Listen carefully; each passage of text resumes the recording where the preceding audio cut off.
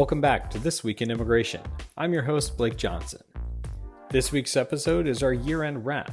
We're looking back at the big inflection points and emerging trends over the past year.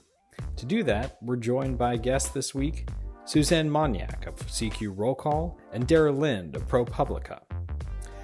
They'll discuss the big stories, how the Biden administration has fared in its handling of immigration, and look ahead to 2022.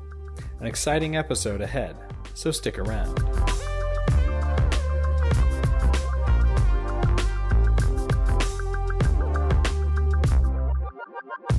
And welcome back. We're happy to have with us today two journalists who've been covering immigration inside and out of DC for the past several years. First, Dara Lind. Dara Lind has covered immigration policy for more than 10 years, starting at Vox, where she still co-hosts the regular wonky podcast, The Weeds. And for the past 2 years, she's been at ProPublica, where she's taken deep dives into how immigration policy has had varying impacts on the ground. And you can follow Dara on Twitter at DLind. So, hey, Dara. Hello. Awesome to be on. Thanks. And next we have Suzanne Monyak. Suzanne currently covers immigration in the courts and Capitol Hill for CQ Roll Call. Previously covered immigration for Law 360 in New York. And you can follow her on Twitter at Suzanne Monyak, Monyak. And welcome to the podcast. Thanks so much for having me on. And finally, we have BPC regular Teresa Cardinal-Brown. She's the Managing Director of Immigration and Cross-Border Policy here at BPC. You can follow her on Twitter at BPC_TBrown. Hi, Teresa. Hey, Blake. So, Suzanne, we're going to go ahead and start it off with you here. So Biden came into office, big ideas, big immigration package he was planning to push through. He had a heavy dose of executive orders to overturn several of President Trump's immigration policies. We're now getting to the close of 2021, and what we're looking at is Democrats still scrambling to try and push through some immigration reform through the reconciliation process. There may be some news on that here. But what do you think has happened during this year? Have they been effective? And what are Democrats leaving with at the end of 2021?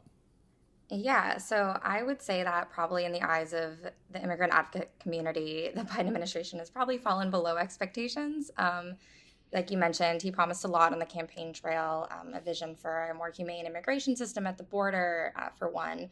But obviously, we still have Title 42, the public health directive allowing border agents to expel asylum seekers from the border without hearing their claims.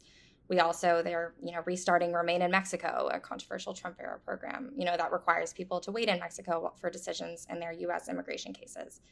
And, on the congressional side, they also, haven't had much luck. The efforts to, establish permanent protections or a pathway to citizenship for the undocumented population have been faltering. People were really pushing for a path to citizenship this year with Democrats and, control of both chambers of Congress. And yet what the House passed is far less than that. It's parole protections, which are temporary work permits and deportation protections for some undocumented immigrants. But then, the fate of that is looking a little dodgy in the Senate, which has pretty strict rules about what can pass through reconciliation. And we're still waiting on that decision. So, in terms of what they're going to close the year with, it's a little TBD. I certainly wouldn't want to wager a guess. It looks like these next 2 weeks are going to be pretty consequential. We're going to learn a lot, but I wouldn't bet money on Senate Democrats passing a reconciliation bill with a pathway to citizenship at the end of this year. Well, and I think that what we saw was the Biden administration seemed to be overtaken by events. We had large surges of migrants arriving at the border. We had very high numbers of record-setting numbers, I believe, of encounters. We had HHS scrambling to get housing set up for these migrant child arrivals. And Dara, you covered that where in your reporting, which was sort of exposing how they weren't doing it safely, they weren't doing it effectively, and suddenly the administration was scrambling, putting Kamala Harris in charge of the border.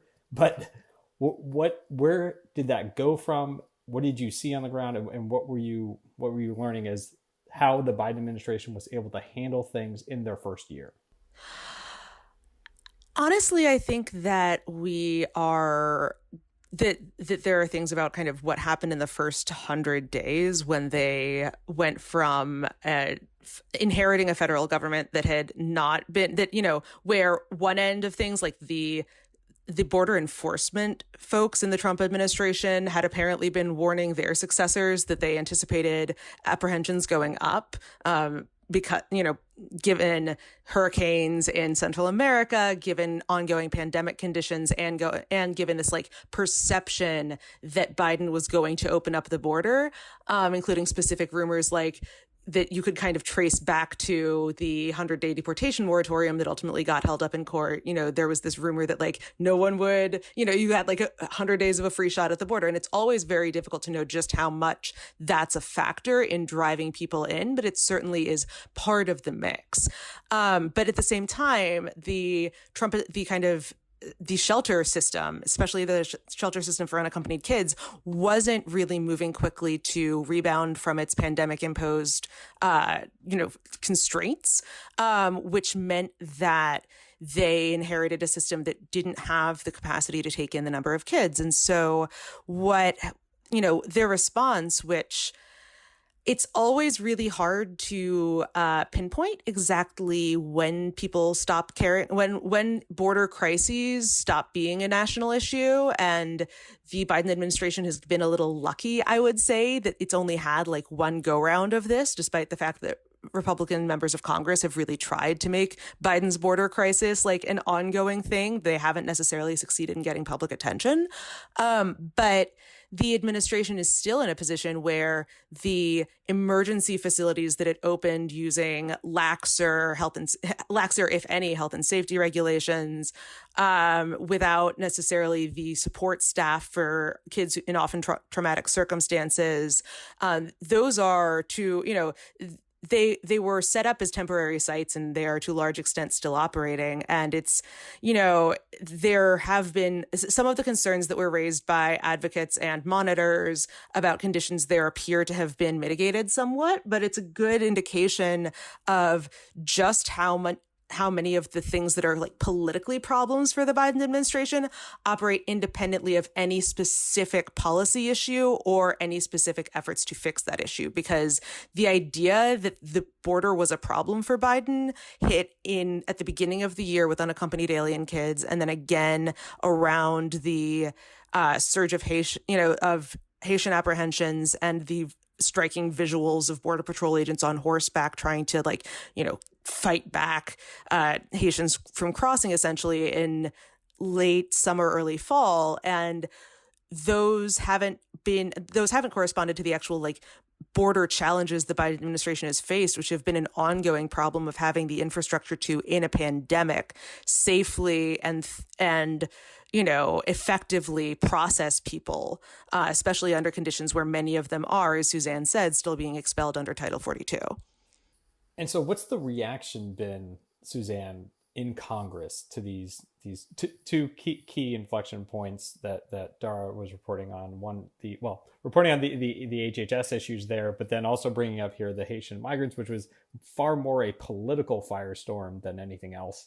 So how has Congress responded? Have they talked about different legislative solutions or funding support, anything going on up there at all, I guess, aside from the reconciliation package? Yeah, I mean, I think the example of the viral images of Border Patrol agents using reins with Haitian migrants really just illustrates how Biden's losing with both Democrats and Republicans in a way, because, there were a lot of Democrats who were very outraged at those photos and issued statements, slamming the Biden administration for their treatment of migrants at the border and how this wasn't humane. And then at the same time, they're getting a lot of heat from Republicans on these high border numbers. And so, in response, of course, the Department of Homeland Security, said that they'd opened an investigation into it and that they would publish those results. That's, still pending final results of that investigation. But I mean, and I think it's a similar point with the shelters for unaccompanied migrant children. That's an issue where you will see both Republicans and Democrats criticizing the administration. You'll see floor time from, lawmakers, on the floor on C-SPAN, Democrats be railing against, we shouldn't be, keeping kids in these shelters. You'll see statements every time an inspector general report comes out finding poor conditions in these shelters. And then meanwhile, you have Republicans being like, yeah, like, see these shelters, like, that we shouldn't let them in at all. So, they're coming from different places on why, on the shelter issue. But I think that, like, those are two, Dara's two examples are very good ones of just showing how he's just not winning with either side. It's not humane enough for the Democrats, and it's not, pro-enforcement enough for the Republicans. So he's just in this, like, kind of middle ground of everybody's mad at him. So, I mean, I don't know where he goes from there. Oh, Teresa, I want to get you in here. Yeah, I was just going to say, I mean, that point of being mad at both sides. I mean, but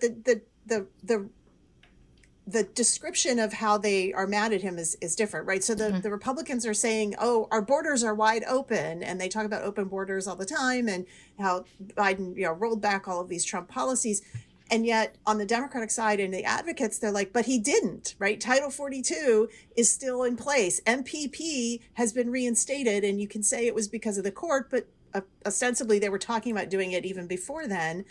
To me, it feels very much like the Biden administration is a little schizophrenic here, or, at both sides. It's trying to, on the one side, sound tough, and in fact is still implementing some tough measures, but on the other side wants advocates to believe that it's doing it more humanely and better. And Dara, I'd really appreciate your point on this one, because you kind of see it from both sides. You worked in DC and now you're on the ground. Like, is it just me, or does this administration really kind of feel like it's talking from two different mouthpieces?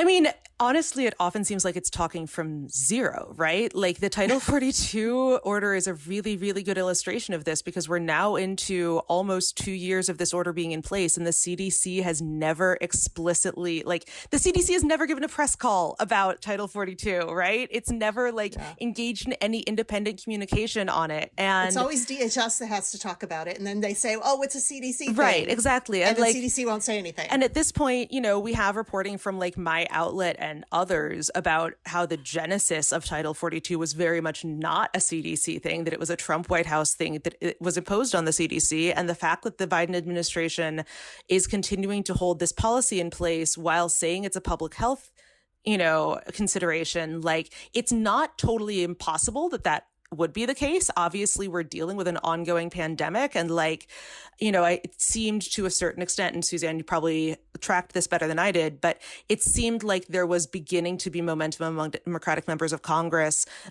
toward putting pressure on the administration to end it before the concerns about the Delta variant this late spring and early summer. And then once that happened, it became it seemed like politicians stopped being confident that they could declare the pandemic over in any meaningful sense, and therefore they couldn't put pressure on the administration to change a pandemic policy. But it's what we have right now with Title 42 is that it is still in place for some people at some times. The rules are not clear. It appears to be dependent on, Border Patrol capacity as much as anything. It is theoretically, it seems to be in place to serve an immigration policy function, to serve a deterrent function, but it's not engaging in the classical deterrent function of okay, if you are apprehended, it's predictable that you will be released. It's or that you will be expelled. It's contributing to these record high numbers we're seeing because, and Teresa is the last person in the world that I would need to talk to about this because she lived through it the last time. But it takes away a policy regime that was developed, 15 years ago that made it harder for people to try again after getting caught by Border Patrol agents. So it has all of these kind of knock-on effects. And it doesn't appear clear that the Biden administration has an end game, right? Not only have there been no benchmarks for here is what the coronavirus situation would need to look at in the US, at the border, in Mexico, in sending countries.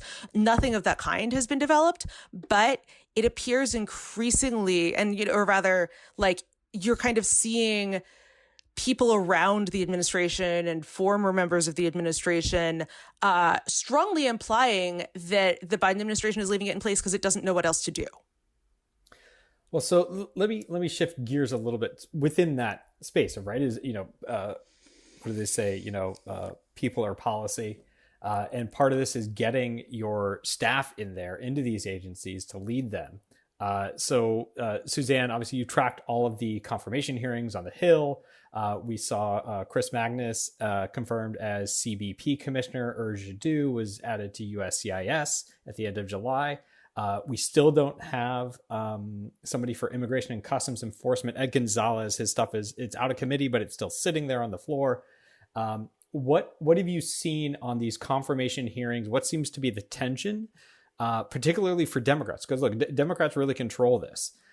So what is their hesitation with these choices, or what's the impact that the Biden administration wants to get out of these people once they're in place? Yeah, so, on the Homeland nominees, as you may be aware, Senator Lankford, who's a Republican from Oklahoma, had a hold on them for a little bit. So that part was on the Republican side. But, they have managed to, as you said, get through 2 nominees for Customs and Border Protection and U.S. Citizenship and Immigration Services. I think the ICE nominee is just a bit of a minefield. As I'm sure you guys are aware, we have not had a Senate-confirmed ICE nominee since the Obama administration, so 5 years almost. And, I have asked Senator Schumer's office why they have yet to bring the Ed Gonzalez nomination to the floor and have not received a reply. But, I think that when it comes to Gonzalez, I did cover that confirmation hearing, and it's just a bit, any ICE director is just going to be a bit more of a polarizing pick. And I think in this case, he made comments in the hearing about not wanting to end a 287G, which is a, federal program facilitating cooperation between ICE and local governments. And I think those types of comments are going to alienate the progressive wing of the party who want to, there's an abolish ICE movement within the Democratic Party, more so in the House than in the Senate for sure. But, there's a lot of more progressive Democrats out there who are not excited about somebody who wants to keep the status quo when it comes to ICE. And then at the same time, he's not going to get Republican support for the most part, just on political principle. Republicans are just not going to vote for Biden's Homeland Security nominees as a way of signaling that they don't approve of his immigration policies. So that's essentially why we don't currently have a confirmed ICE nominee and why there was a holdup on the other ones. I guess we'll have to see if there's any changes at the border now that Chris Magnus is officially installed. He was just sworn in a couple of days ago, so he hasn't really had much of a chance to make any kind of impact on the department. I do not get the sense that he's any kind of super progressive candidate for the role. So I don't know that we can expect any radical departures and, Customs and Border Patrol practices. But it's a little unclear what's going to happen with the ICE nominee, especially with the year ending. It's unclear if they'll be able to roll those nominations over.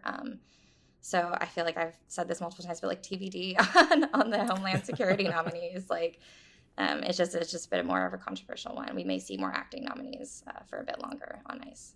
I mean, the thing that really strikes me about it taking so long to confirm Commissioner Magnus is as somebody who's been reporting on, CBP culture and policy for a bit, the story of the agency for the last 3 administrations has been the relationship between appointed leadership at the top and their political overlords, in the White House and at the department, and the agents on the ground, or at least the people who purport to speak for those agents on the ground. And it is...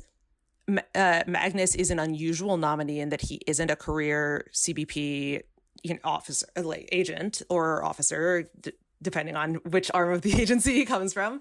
And the last external CBP nominee, CBP head, was Gil Kerlikowske, who did manage to engage in some kind of internal accountability reforms, but it was a difficult task for him. And it certainly seems that given the increased politicization of the National Border Patrol Council, which is the union that represents border agents in the interim, it doesn't seem like Magnus would have a very easy road in terms of doing anything that the agents might disapprove of, especially because CBP is not the world's most centralized agency. Most of the times that I've been reporting on things that an individual CBP agent has done that have been violations either of policy or of kind of common sense, they haven't been things that headquarters even knew about, much less directed. the ability that, when you're dealing with with an area of law where there is so much discretion as the border, where like there are so many contingencies that you need to allow people to like have the flexibility to do what they want, you're giving agents a great degree of autonomy. And the kind of deeper questions about like how do you professionalize in the, progressive policing sense, which is kind of Magnus's reputation, like in progressive for a police chief, right? That kind of professionalization is something that has been particularly elusive for CBP. Yeah, I mean, my history there, I would say that, there's been waxing and waning in the power that has been delegated from headquarters to, for example, Border Patrol sector chiefs or OFL field directors. When CBP was first created, it was widely understood that Border Patrol was essentially a disconnected fiefdom. And the first commissioner, Robert Bonner, wanted very much to sort of get more control from headquarters and have people reporting in. But I think, as you've seen, like since then, it's waxed and waned. Certainly under the Trump administration, there was a devolution to field officers and to the Border Patrol Union of not, I wouldn't say necessarily authority, but influence for sure on the administration. There was a much more direct connection between the White House and the field. That had not happened since CBP was created. The White House would go through at least the DHS secretary and CBP director before going to the field. And that was sort of shortcut under the Trump administration. So once you created that level of access, that's hard to pull back. And the other thing is that Border Patrol has always had a very nice relationship with Congress and members of Congress, sometimes to the chagrin of the legislative affairs offices at CBP and DHS. So Suzanne, I can imagine that you have a lot of members of Congress who also go, hey, I want to talk to the agent on the ground, not you, sir. Probably. Well, so let me just flip over one more leaf here. The big section is the courts this year, which I think had some really important decisions that have come out at the circuit court level. Look, let's start middle of the year. The DACA program got overturned. I believe, I'm a little fuzzy now. This is so far away. The circuit court rescinded DACA, right? But it's still on appeal to the Supreme Court. But everybody can still be processed under it as is. At the time, Dick Durbin, senator from Illinois, said Congress will now act quickly with or without the party of Donald Trump to allow these Americans to finally become citizens. And as Suzanne, as you said, in your article, it's far from clear whether the Senate parliamentarian will allow immigration provisions such as legal protections for DACA recipients in a reconciliation package that's supposed to be limited to policies directly affecting the federal budget. And that was back in July. We're now 6 months here. DACA is still on track to go to the Supreme Court now, where prognosticators seem to think that that circuit court will be upheld. And Democrats haven't put forward a real solution yet outside of trying to jam it a square peg in a round hole. Suzanne, are they pulling any contingency plans together based on who you've been talking to? Yeah, so on DACA, yes, as you said, I believe a Texas federal judge over the summer ruled that the program was illegal, and I believe it's still on appeal to the Fifth Circuit. So we are still awaiting that decision. But as you said, it's definitely likely Supreme Court fodder if the Fifth Circuit rules against the Biden administration there. And yeah, I mean, at this point, reconciliation is a little bit of a backup. DACA is absolutely at risk. And I think the protections being proposed, even the ones that passed the House, the parole, temporary work permits, and deportation protections, that would be, I believe, how many lawmakers see as a stronger version of DACA because it would be codified in law as opposed to, an agency regulation or just agency action. So, they've been coming at it from a couple of fronts. The Biden administration did issue a proposed rule earlier this year to make enshrine the DACA program into like a regulation, which, to make it a little stronger against an Administrative Procedure Act challenge. And they're also pursuing the legislative front. If they can get reconciliation through, that would protect anyone who came here before 2011. So that's not going to get all of the young people, but it would get everyone currently protected by the DACA program since that one starts in 2007. And, when the House ended up passing that parole provision, there was a little bit of drama there were 3 House Democrats who really wanted to get a path to citizenship into the reconciliation bill they passed. That was Lou Correa of California, Chuy Garcia of Illinois, and Adriana Espaillat of New York. And they were not able to do so. They could not convince the moderates in their party to do that. And, they met with Pelosi shortly before they ultimately agreed to vote for the bill with the weaker provisions. And, they've been a little hush-hush about what went down in that meeting, but it appears that Pelosi did give them some assurances of some executive actions that could be in the works to protect some of these undocumented immigrants instead of the pathway to citizenship, and that may have been what sort of got them to agree to vote for the weaker provisions or more narrow provisions. So there are some things in the works, it does seem, but a pathway to citizenship doesn't seem like it's going to be able to be done through executive action. So I think if that doesn't get through Congress, it's not going to be able to get through. So the last thing I want to bring up is Afghanistan, which is like kind of, we're so focused on the border here that foreign policy, not typically something that hits immigration policy domestically here. Yet we had the withdrawal from Afghanistan. This led to a mad scramble for refugees, very clear humanitarian need to exit the country. The Taliban was coming in. These are ruthless killers. And Dara, you had a great story about the visa lottery and a quote unquote winner who is basically, unfortunately, a loser in this situation because of different policies tied through COVID and everything else that the Trump administration put in, got overturned in the courts, but then didn't get resolved. Can you give us a little bit about what happened there this year?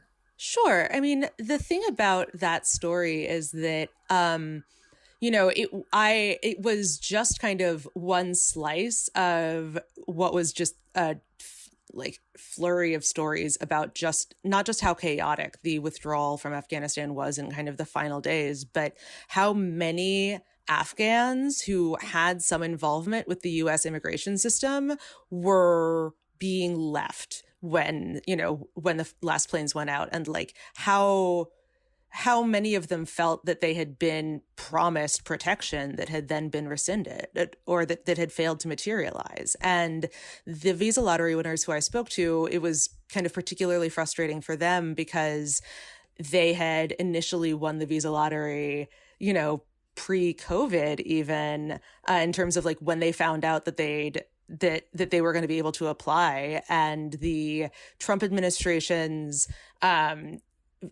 bans on legal immigration under COVID prohibited diversity visa applications from being processed for a while. So did consulate closures, things that kind of make sense on their own, but that because the diversity visa is the only visa that can only be adjudicated within a certain amount of time, that chance ends up getting lost for people. It's not just that they're stuck in bureaucratic backlogs, which at this point are really pervasive throughout U.S. citizenship and immigration services, but they're so pervasive that they've kind of become background noise to a lot of people. It's just assumed that it will take years and years. But because the visa lottery has this expiration date on it, this really meant that they were losing their chance. And so, that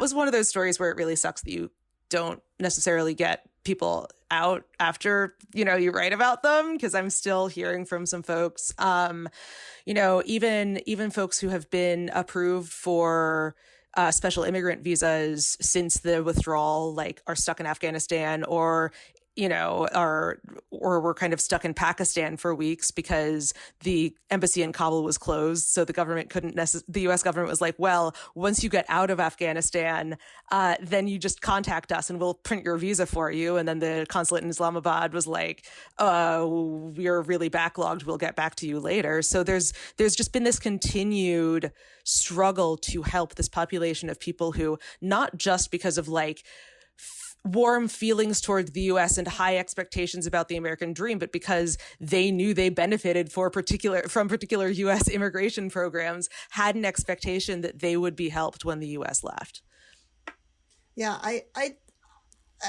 Dara, I remember when I read that story, to me, as somebody who looks at it from a policy and DC angle, it's how the culmination of a series of seemingly separate immigration decisions have resulted in a problem on the ground for that one particular person. And it started during the Trump administration, continued into the Biden administration.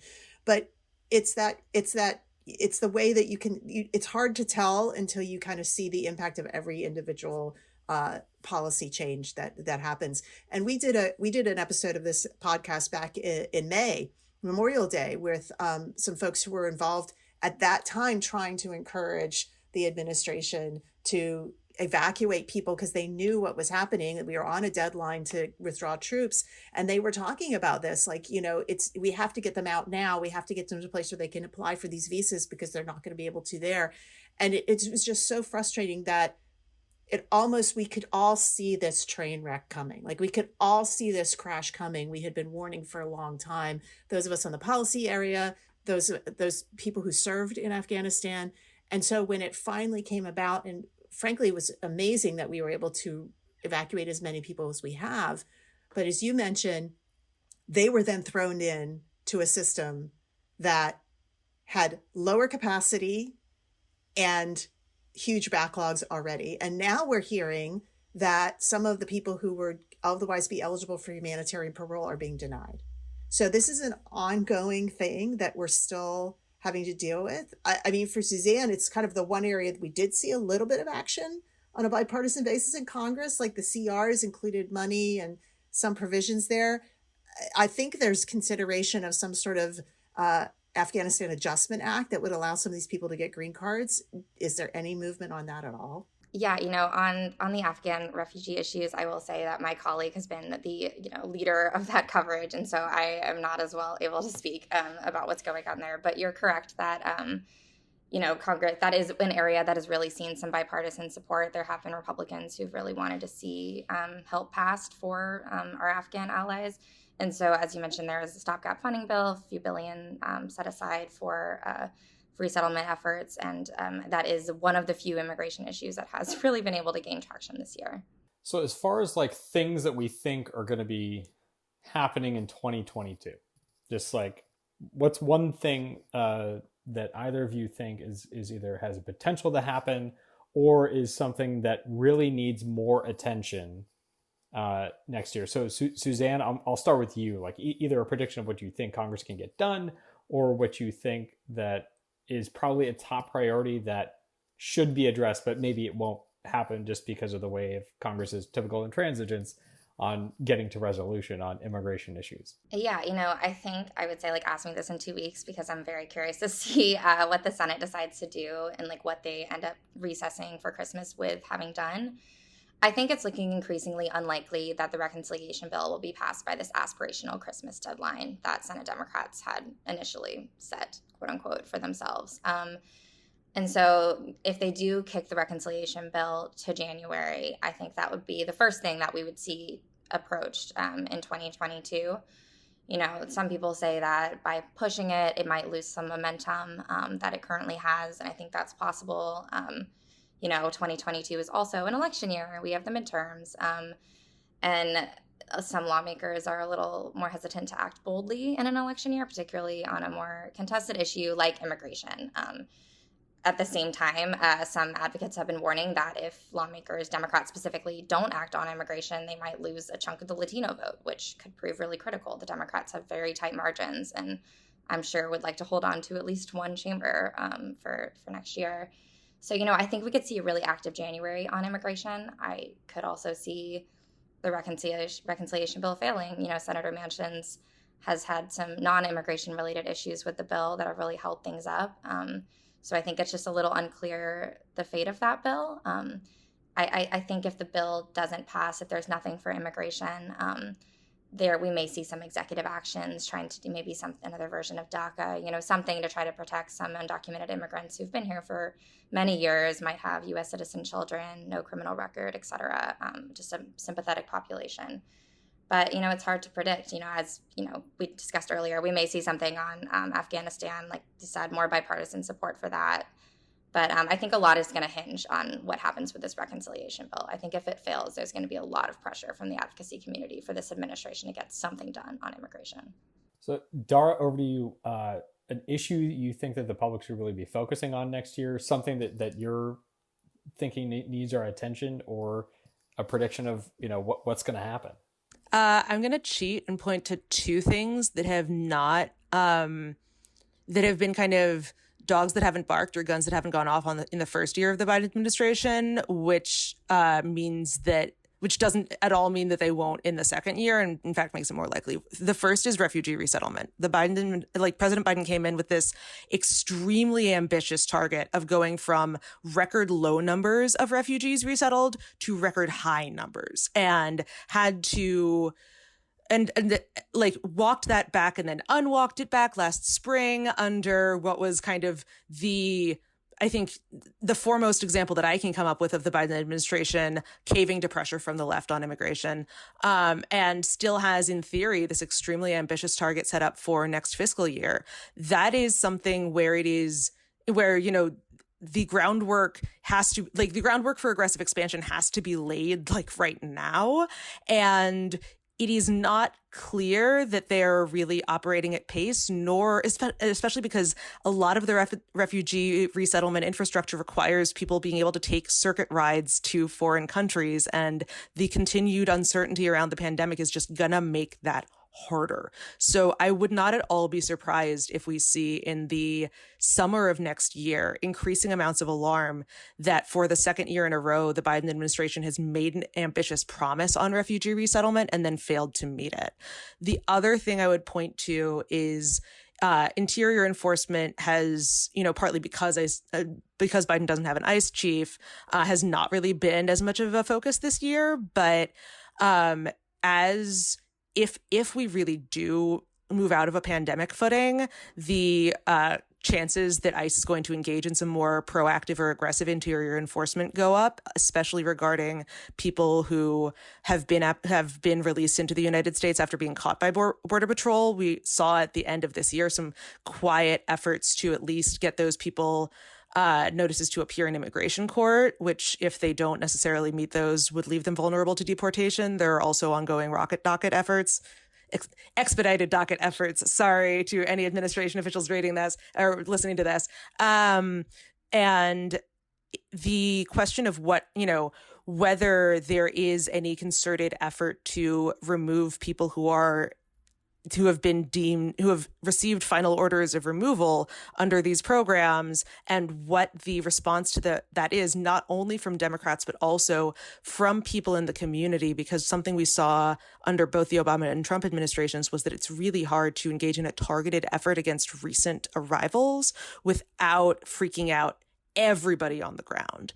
And so whether the Biden administration can somehow thread that needle, or even whether it wants to, is something I'm definitely going to be keeping an eye on. I want to second Dara's thing. I've not called them rocket duckets, because to me, 364 days is not a rocket.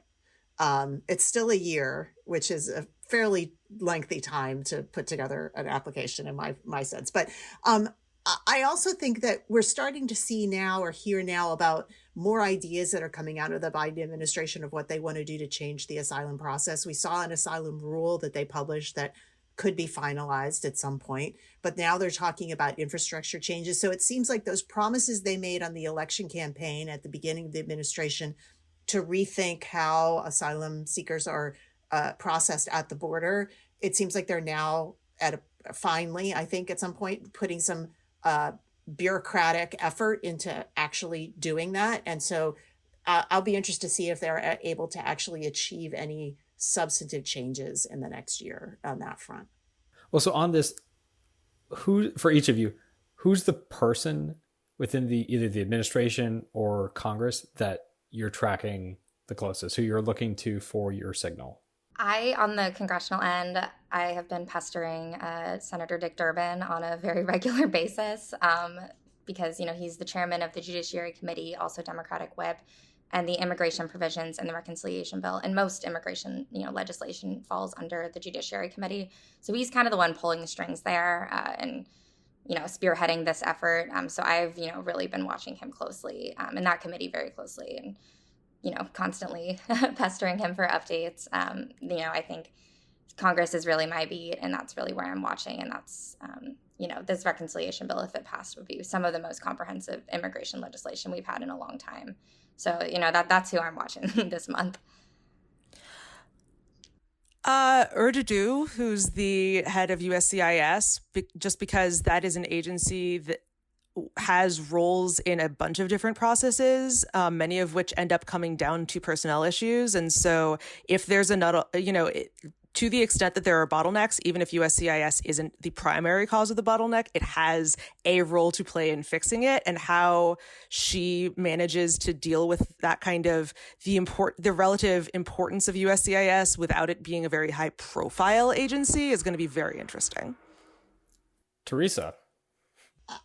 I'm looking at the rotating cast of characters at the White House to deal with immigration.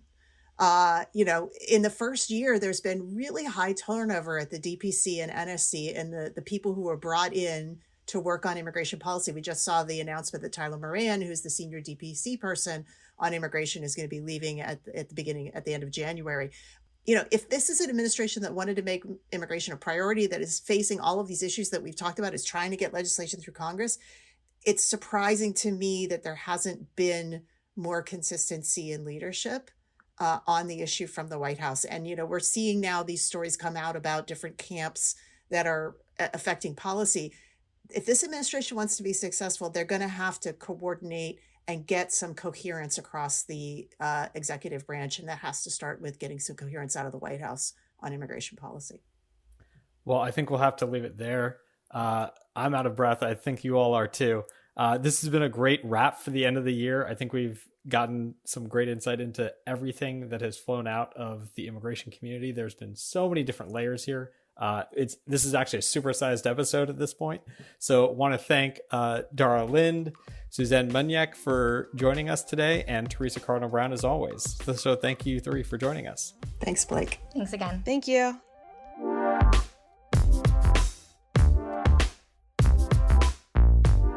Well, that's it for our show this week. We're taking a break through the end of December, so look for our next podcast in January, and we hope you enjoy the holiday season. One last reminder to rate, subscribe, and review this podcast on Apple Podcasts, Stitcher, Spotify, or your favorite podcast platform, and share it with your friends and colleagues. You can also find more information on all the issues we discuss here on the show at bipartisanpolicy.org/immigration. I'm Blake Johnson. This Week in Immigration was created and executive produced by Teresa Cardinal Brown. This week's episode was written by Teresa Cardinal Brown, Hannah Tyler, and myself. Ethan Plotkin produces and edits our show. The executive producer of BPC Podcasts is Lucy Manning. And we'll see you in 2022.